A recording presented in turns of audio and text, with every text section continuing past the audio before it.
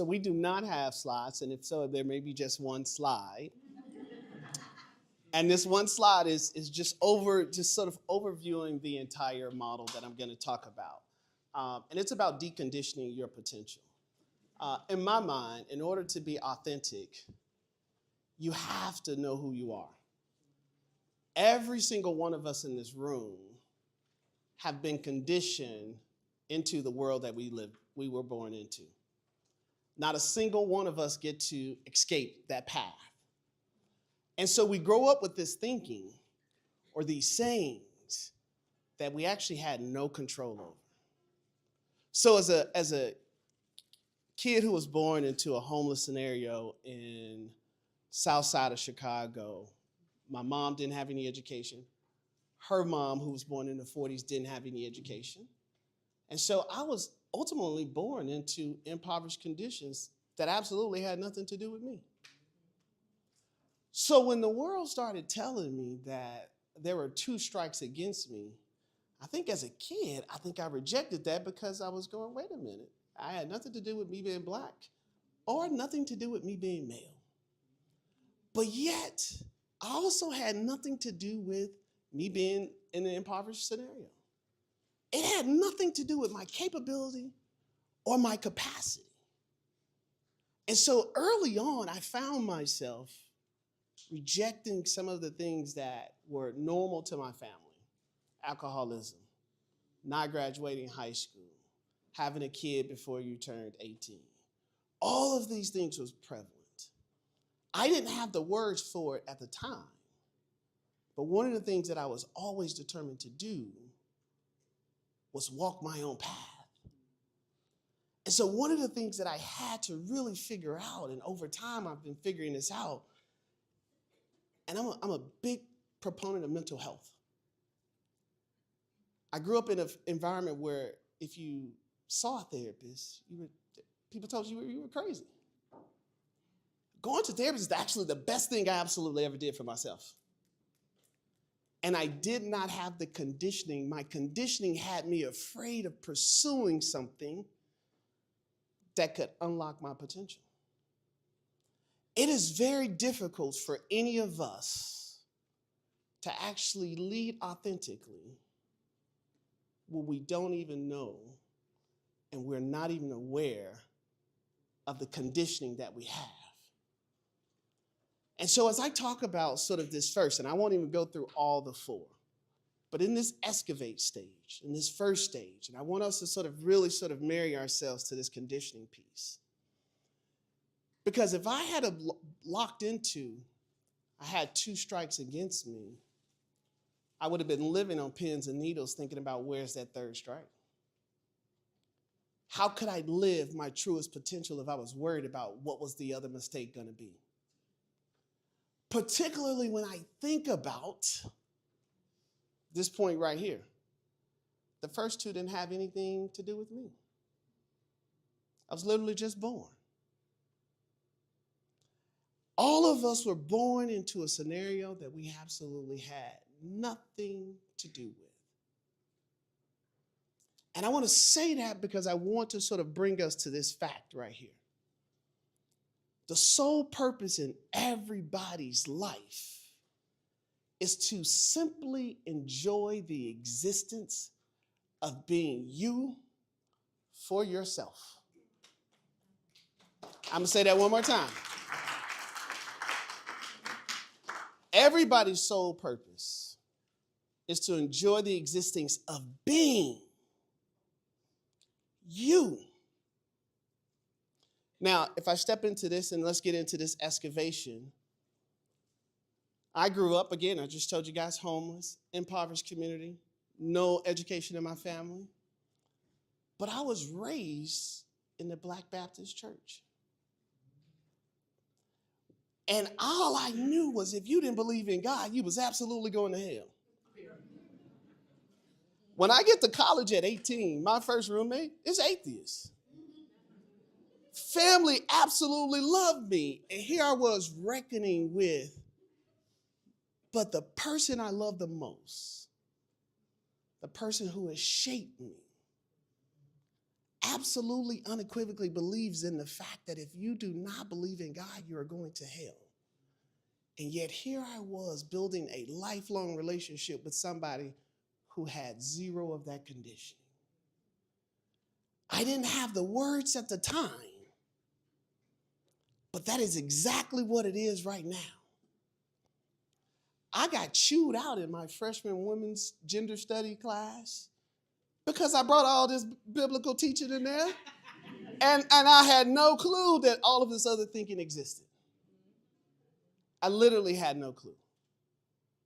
And so when I talk about deconditioning your potential, you have absolutely no idea what your potential is if you don't first look at, accept, and excavate the conditioning that you were actually born into. If I took this a step further and I thought about racism, and if I think about the first Black folks who came over in 1619, if you buy that version of the story, lots of other books that says we were here in the 1400s, so we won't unpack that. But those first folks who came here had no clue what to expect. But somehow they persevered to the point that I am standing before you now, having a conversation looking back and saying that the conditioning of why people do not like me based on the color of my skin had absolutely nothing to do with me. So why is it that I would pass on something to my kids that I don't believe in? If I'm not aware of my conditioning, because I love my mom and daddy so much, I'm giving you what they gave me because that's all they knew. What we now know, we have tools to even explore our parents' existence and understand how that shaped us. My mom was 17 with no education. She had to depend on everything external to herself because nobody gave her any tools for her to learn how to love herself and for her to learn how to advocate for herself and for her to get to the point of being able to say, this is who I am. The world told her that she was a teen mom with no education and that she couldn't have anything. And she never aspired to get anything. And yet she has this son who goes, well, that don't got nothing to do with me. I absolutely unequivocally love my mom. I've never met my dad, and if I met him today, I would hug him to no end. What they went through was not my story. It was the conditioning by which all they had to give me.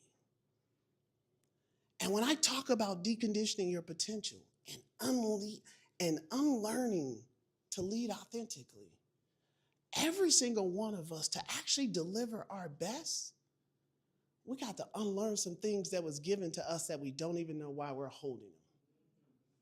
And that requires you to excavate. And let me be clear, excavate is messy. It is tough because you have to separate the person, the message they gave you, society, the message that society gave you, and you got to sort of reconcile that with the experience of being you. I have been pulled over unceremoniously too many times to count in neighborhoods that I belong in because my house is there.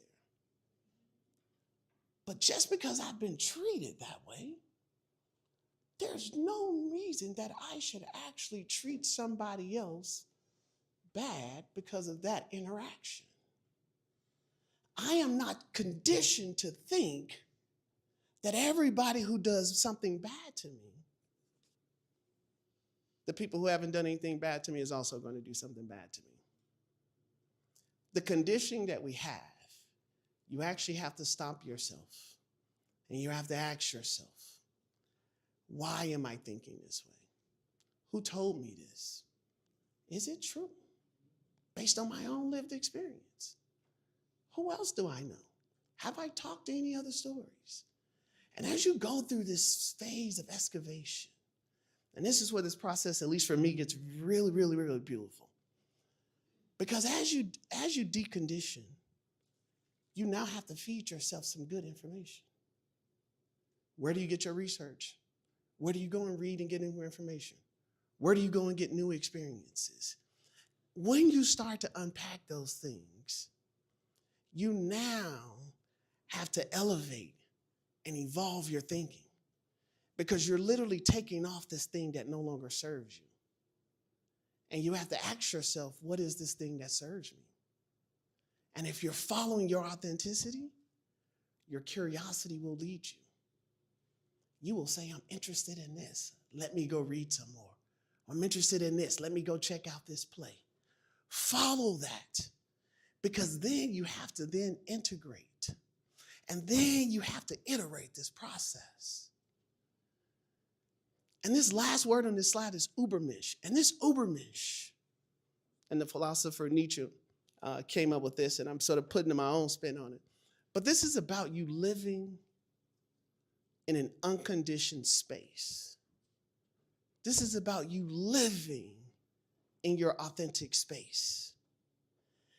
All of these things don't happen in a 1, 2, 3 step.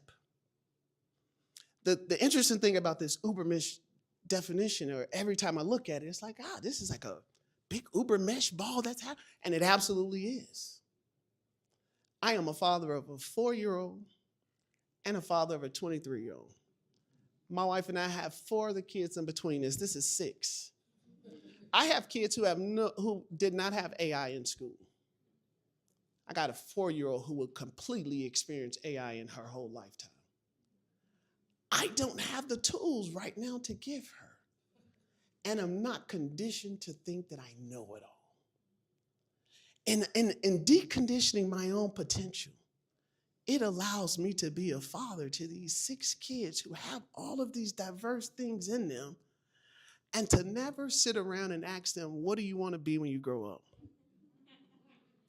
Because I know they don't know. They're still trying to figure it out.